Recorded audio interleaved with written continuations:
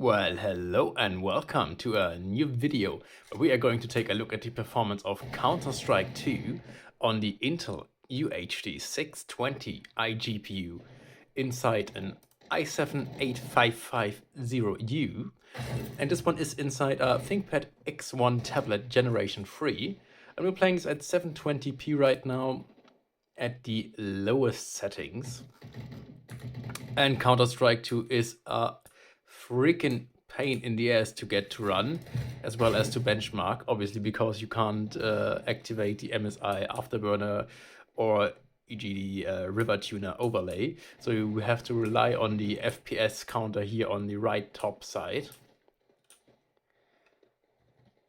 which I hope you can read, but if you can't, then I will just tell you that at the moment we are sitting right around the 30 FPS mark here.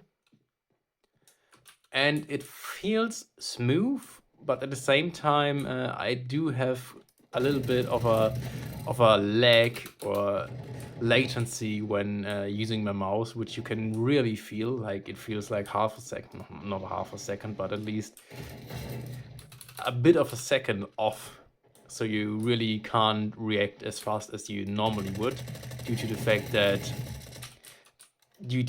that obviously you will have to consider this latency from pressing your mouse button to actually shooting your shots. But yeah, it feels definitely smooth, which is not saying a whole lot since this is a competitive online FPS game, but I'm a little bit sad that it is running so much worse than Counter-Strike Global Offensive did, because this game was actually quite enjoyable on the Intel UHD 620 when I had my first ThinkPad X1 tablet generation 3, which I was testing like 2 years ago or a little bit longer. And Counter-Strike 2 definitely does not feel, at least obviously it's not competitively playable. I mean, I would say it's still enjoyable and it's definitely in the playable category, but if you want to really play this competitively, then obviously you probably won't gonna play this on an integrated GPU. But if you want to play it competitively on the go on your iGPU, then I really wouldn't suggest using this one here, because it definitely does not feel perfectly responsive as much as you would need it to be.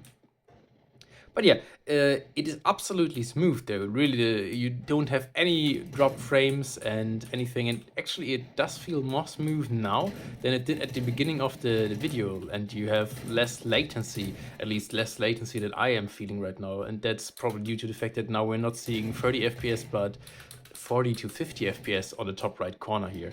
So that actually is not too terrible. But obviously, once again, it's not a perfect experience either. Alright, but yeah, at 720p with the low settings here, I would deem this absolutely playable, for the most part also enjoyable, but it's definitely not competitively playable. But I guess that's not really what you would expect here with the integrated GPUs any longer, but at least with the old Intel GPUs. But on the other hand, yeah, I mean, if you want to play it on the side, like just in your hotel room, then I guess this is going to be a fine experience for you.